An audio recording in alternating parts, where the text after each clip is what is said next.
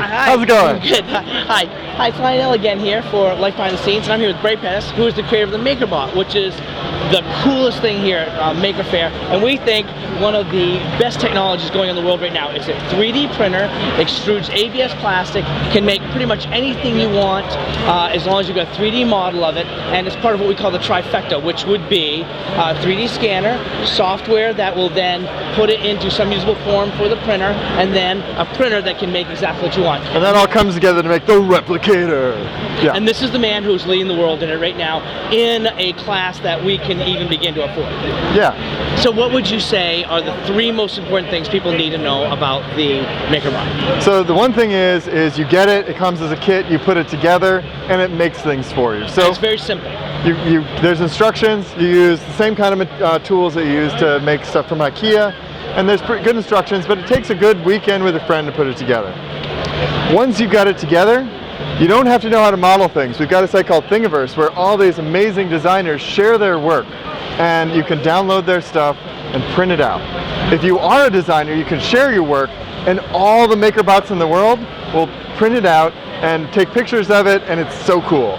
So, which is that came from that. Yeah, so I downloaded this morning, and this is 4 pieces.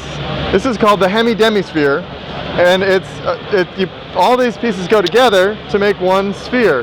Kind of looks like a tennis ball. And the fit's pretty tight too. Yeah. I'm not sure you can see it very well, but I can't get my fingernail in there. Yeah, it's nice and tight. This is a good print. I'm really pleased with this.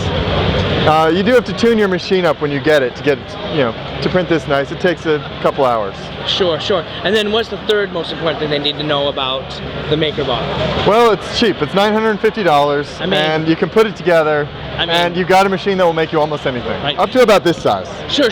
Which is why you called it the cupcake, because it makes something just a little bit bigger than a cupcake. That's right. Someday we will print airplanes. Someday we'll print spaceships. Someday I want to print the moon base. So I would love that to happen in our lifetime. Yeah, because this is totally scalable. Right now it's a small thing, but like a lot of things, you'll probably have an ability to add some rails to it, make things longer, then add rails this way, make it so it's wider, and eventually you can make something that's whatever size you want. You'll just lay the rails out, and it'll be like a DRO on a machine where it'll say, this is 0, and how big do you want it?